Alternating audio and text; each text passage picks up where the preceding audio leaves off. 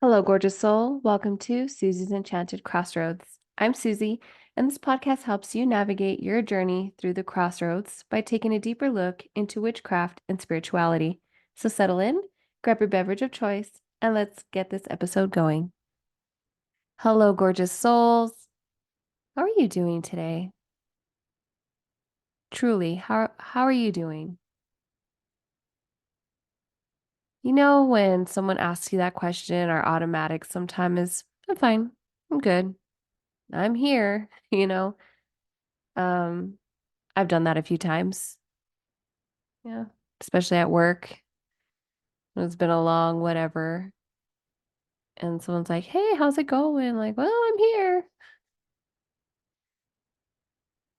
But how are you truly feeling? And the reason I ask this question a little bit more in depth and hopefully you're answering out loud, really kind of stopping instead of just doing that automatic, I'm good, how are you? Kind of thing. How are you doing today? In this moment, how are you? There has been a lot going on for a while. And I wanted to really use this episode to acknowledge that. And I was, and like I said, I love hearing from all of you, if you so wish, to shoot me an email or DM me. Um, if we're close acquaintances or friends, I love how open you feel and safe to talk to me. If you're part of my newsletter coven, I don't normally hear too much from them, to be very honest. But when I do, it's a good it's a good read. It's a good conversation. And the question that I received was, "How you doing, Susie?" And I'm like, "Hey, good. How are you doing?" And when you have that automatic, like, how are you doing response, you should be prepared to hear whatever that other person says if they're not going to say, oh, I'm fine. And I normally know this because, as you may or may not know, unless this is your first episode, welcome. I offer tarot readings and Reiki energy healings. I launch programs and I hold space for people. So normally when people reach out, they're in need, usually. And, maybe they just need clarification on should I take this job or how can I communicate better with my children? I have been doing all the affirmations, all the mantras, I do all the things, and I'm still not receiving my intention or my manifestation. What's up? And in that case, we do a Reiki session and see where the blocks are. And of course, I answer questions here and there about little things y'all have questions about, um, how do I protect my space, etc. But this conversation stemmed, and I thought right away I would love to address it because no matter who or where you are in the world, you're probably feeling it. And so, hey, Susie, how are you? I'm good. How are you? I'm not good. How do you, and this person is asking me, how do you stay so positive? I am having a difficult time with everything that's going on in the world. Not only that, but In my personal life, I feel like I cannot get a grasp. My social media is flooded with updates on everything that's happening in Palestine and the Congo. Women are losing their rights. People are starving and losing their homes. I'm trying to make ends meet, and I feel the guilt when I'm too tired to play with my kids. Ooh. And in reading that, I feel like we're all going through what we go through. And so when receiving questions like this, and there's more I'm going to read on. When reading these types of questions, you're not alone. I like to let them know you're not alone. Obviously, you're not alone. It feels very lonely.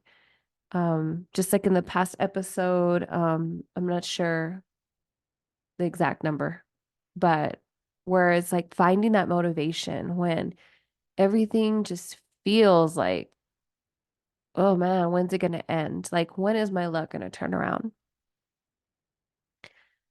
But the other half of this response after, I gave an answer was I can't seem to quiet my mind with everything that's going on to meditate. I'm terrible. First of all, you're not terrible. You are not terrible. And if you're out there saying shit, me neither. Like, I don't got an hour to meditate. My brain keeps going and going and going, and I got the checklist and all the things. Yeah, totally get it. Like I said, you're not alone and you're not terrible at it. So let's go ahead and break this down. When we feel the heaviness in our lives, and especially if you're empathic, if you're an empath and you hold on to those feelings, you're not disconnecting. And I'm not saying that you need to ignore it. I'm not saying not to take an interest, um not not to not take action. What I'm saying is take a break, take a breath, and you need to take time for yourself. Now, if you're anything like me, it's very difficult to do that, right? It's hard to sit still when you feel you should be doing a million other things. I'm sitting here on the sofa about to watch a movie or watch TV or just put my feet up when I should be doing a load of laundry so I don't have so much to do on Sunday. Or maybe I should vacuum my room real quick. Oh, you know what? I stopped closing the dryer. I should be doing that. Those are those are traumas that are passed down. And if this resonates with you, my Phoenix Rising program addresses that. But what I'm saying is sometimes we need to take a break from social media and we need to get outside, or you need to take a moment for yourself and ground. I was also struggling in a place because I've been watching this for months. It just seems like forever, agonizing, trying to push videos and content and, trying to donate where I can to help with this, what's going on in Palestine and this genocide. And my heart always just shatters into pieces, just update and all of this news. And I feel like I'm not doing enough. And I feel like I should be doing more. And why aren't other people that have the money and the resources doing more? Like, and I'm in the States. I don't know if I made that clear in this podcast, but I just feel like we're just being let down. And we had a whole back and forth conversation about it. And even though I know money is tight, I still try. Like, you know what, I'm gonna donate where I can, so that heaviness. Plus, we've got our daily lives. And when we have that heaviness and that constant thought, right? It's like, oh, I should be happy where I am, so look at these poor people that have it worse than I. That is not helpful to the situation. So even in times like these where it's difficult and you're seeing the protests and maybe you're out there protesting and you're doing it all and you're trying to maintain some kind of sanity. I see you. I feel you. But it's just like they direct you when you're about to take a flight.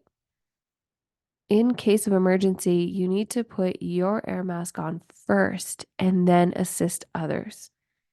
When I have clients for reiki sessions, when I have students and clients in my programs, that is something that I start with all the time.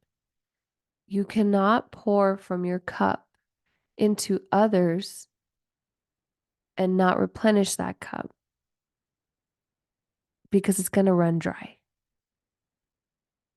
And when it runs dry, you feel depleted. So, what are the things that we can do to replenish our cup? Well, number one, sometimes we do need to go into hermit mode. We need to, and I'm saying we because I also need to do this for myself, right? It's a beautiful reminder, and I'm very grateful for the conversation that I had because I need the reminder too. But sometimes we gotta unplug, shut the laptop, turn off the TV, turn off the gaming system, turn your phone off, or just leave it, and maybe go outside, water the trees, look up at the sky, take a deep breath in, exhale out. Maybe you have a pet, go for a walk, you know, take your dog out for a walk. Or, hey, I've seen cats on leashes. I think that shit's cool. Um, I don't know, tie a little collar around your iguana and take it outside. You'll both be amazed. There was this cute video I was seeing on TikTok. I was so thankful for this break, but it was different videos, and it was showing my baby places that they don't see. And it's like the freezer, inside the dryer, the top shelf. Where else did they say? Just on top of the refrigerator, just these random places. And it got me thinking, that is freaking awesome. When was the last time you actually crawled on the floor? I haven't crawled on the floor for a while. And did you know that's actually really good for your brain health? Yeah, you should look that up. I mean, unless you're crawling around with your kiddos, that's awesome. But my point is to do something that is out of the norm. For example, today I was like, I am going to actually physically water my trees. I'm not going to use the sprinkler system that I have. I ended up having to use it because the water hose I bought was not long enough to reach one of my trees. But I didn't have my phone. It was a beautiful evening out. We had just gotten back, my husband and I, from walking our dog, little Cody. And I was just out there listening to the water hit my trees, breathing in the smell of like damp dirt, listening to the kids kind of laughing down the street. It was it was good because we need to come back to that. I know there's atrocities going around. Um, but again, we can't continue to fill people's cups when ours is empty or running on low. And going back to I can't meditate for an hour when I don't got the time and I suck at it. No. See, there's a common misconception that you gotta meditate for an hour plus to have a really good meditation session. What? No. There's also the misconception that you have to be in a seated position with your eyes closed and sitting crisscross applesauce and have the incense and the wind chime sounds. All of that is fucking bomb. If you can do that, yeah, that's good. That's awesome. But realistically, if you got a jam-packed schedule, that's a luxury. So what we end up doing is saying, "Oh, I can't do this. I don't have the time for it. So I'll just wait till I can do it once a month." But as my Reiki master teacher told us, it's better to do 2 minutes of Reiki meditation that each day than to do it for 60 minutes once a month because it becomes a practice. You do not need to quiet the mind, and I'm putting air bunnies, little air quotes. Shutting off your brain is not a thing. It's not, especially if you have a spicy brain. You're neurodivergent, you're ADHD, insert whatever. Our brain is not meant to shut off. Its whole function is to process and to think.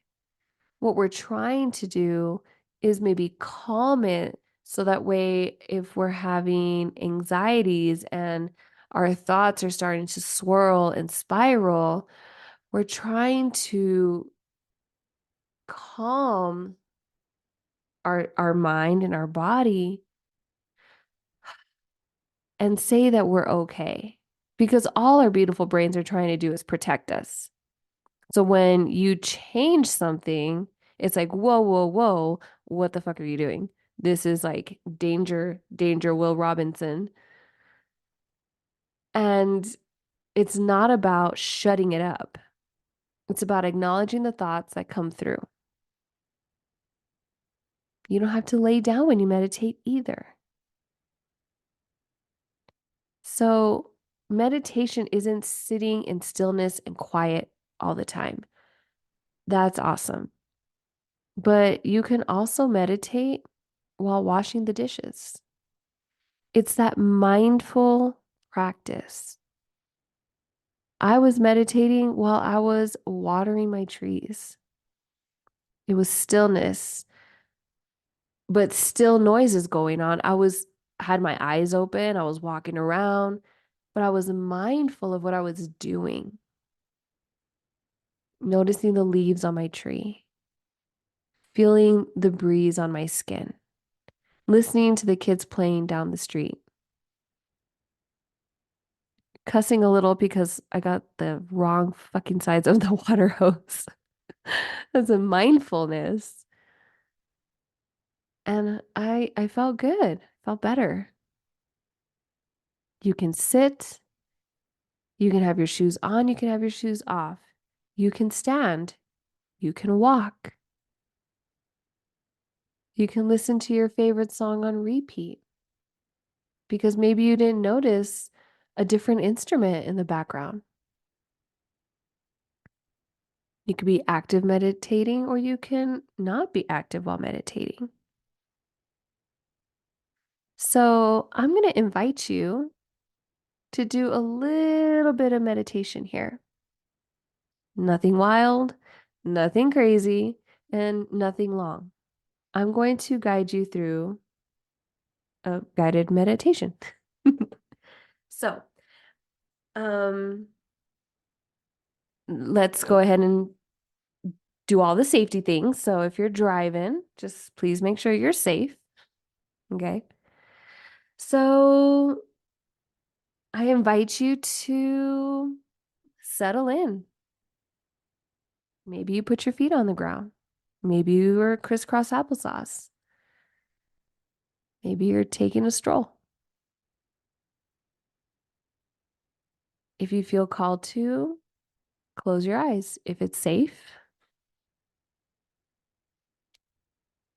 And we're going to take a few collective deep breaths together. So take a deep breath in, exhale out, and take a deep breath in and exhale out. And take a big last deep breath in and hold it. And exhale out, really getting the wiggles out. Maybe you roll your shoulders back a little bit. Maybe you do a couple of head rolls. Maybe you shake your hands a bit.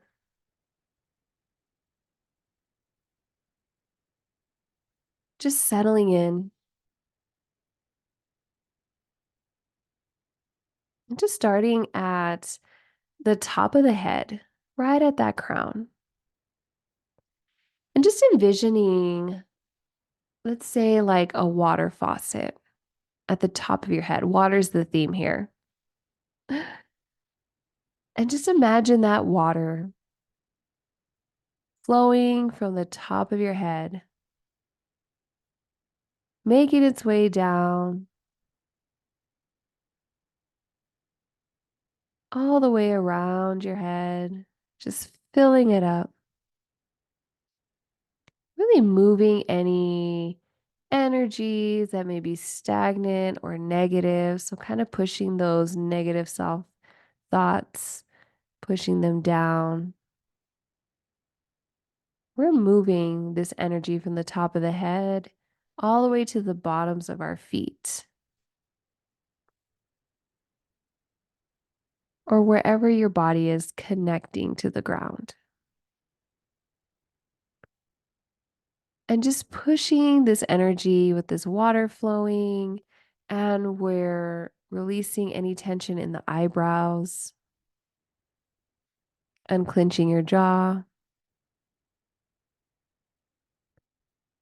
And this water flow from the crown of the head down into the neck, down into your shoulders, releasing the shoulders, allowing them to fall.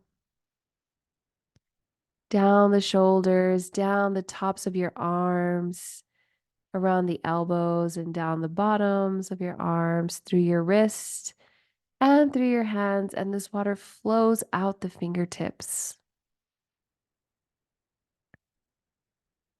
And that constant flow from the crown of the head, moving its way all the way down to the neck, down into our torso, just moving that energy, picking up any debris that you may be holding on to.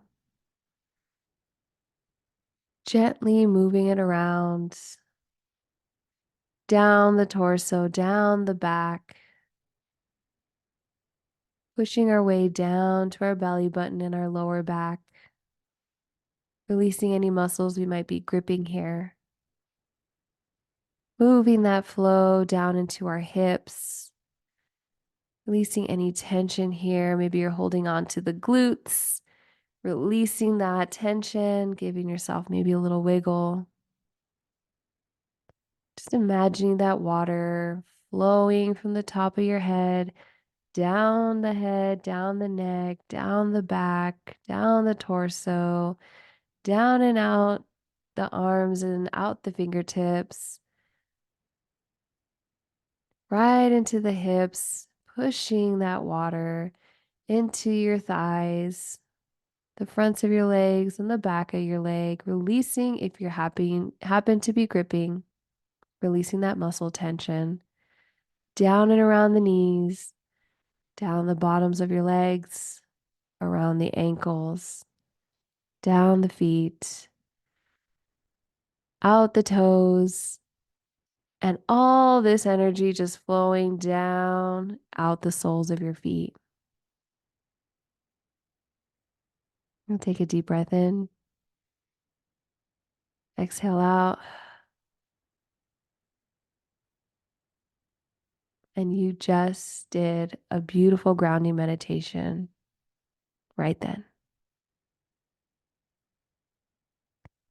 It doesn't take hours and hours to do a meditation to ground yourself.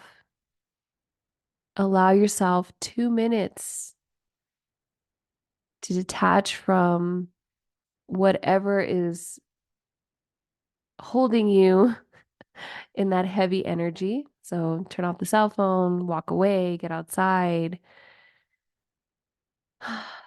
Just breathe. You can come back to this recording. I didn't want to make it long, so that way you can always come back to it. And just really envision that water flowing from the crown all the way down and out to the bottoms of the feet. And imagine the soles of your feet bringing up energy from the earth.